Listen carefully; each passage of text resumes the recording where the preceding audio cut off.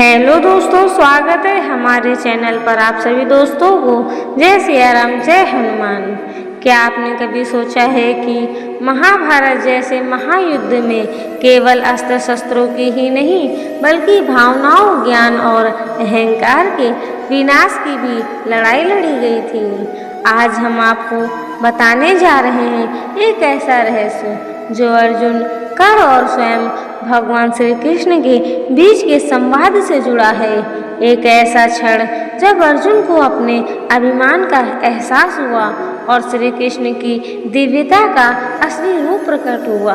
तो चलिए जानते हैं महाभारत के युद्ध से जुड़ा वह गूढ़ प्रसंग जिसने अर्जुन का दृष्टिकोण हमेशा के लिए बदल दिया। महाभारत युद्ध के दौरान कई गूढ़ रहस्य सामने आए। सभी जानते हैं कि अर्जुन के रथ के सारथी स्वयं भगवान श्री कृष्ण थे। यह प्रसंग अर्जुन और कर्ण के बीच युद्ध का है। जब भी अर्जुन अपने बाण से प्रहार करते, कर्ण का रथ बहुत दूर तक पीछे चला जाता, लेकिन जब कर्ण बाण चलाता तो अर्जुन का रथ केवल 7 कदम ही पीछे खिसकता।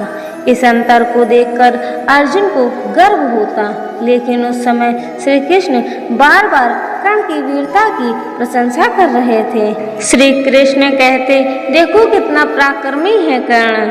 अर्जुन जैसे योद्धा के रथ को भी 7 कदम पीछे ढकेल देता है। अर्जुन यह सुनकर चकित हुए और श्री कृष्ण से पूछा, हे माधव, आप मेरी बजाय कर्ण की प्रशंसा क्यों कर रहे हैं? तब श्री कृष्ण मुस्कुराते हुए बोले, पार्थ, क्या तुम जानते हो कि तुम्हारे रथ पर कौन विराजमान है? इस रथ पर स्वयं मैं और महावीर हनुमान बैठे हैं। हमारी उपस्थिति के कारण ही यह रथ युद्ध भूमि में अब तक टिका हुआ है। ऐसे रथ को 7 कदम पीछे कर देना कोई साधारण बात नहीं। यह कर्ण की असाधारण शक्ति और युद्ध कौशल का प्रमाण है। यह सुनकर अर्जुन को गहरा आत्मबोध हुआ और उनके भीतर का अहंकार डगमगाने लगा। युद्ध समाप्ति के दिन जब रोज की तरह श्री कृष्ण अर्जुन को रथ से पहले उतरने को कहते हैं, तब उन्होंने इस बार उसे पहले उतरने का विशेष आग्रह किया। अर्जुन रथ से नीचे उतरे और थोड़ी दूर चले गए। जैसे ही श्री कृष्ण ने रथ से उतरने के बाद उसका स्पर्श छोड़ा, वह रथ तुरंत जलकर भस्म हो गया। ये देख अर्जुन चकित रह गए। उन्होंने पूछा, ये क्या हुआ प्रभु? श्री कृष्ण बोले, पार्थ, तुम्हारा रथ तो पहले ही नष्ट हो चुका था। भीष्म, द्रोण, कर्ण और कृपाचार्य के दिव्यास्त्रों ने इसे नष्ट कर दिया था। यह मेरा संकल्प था जिसने इसे युद्ध समाप्ति तक टिकाए रखा।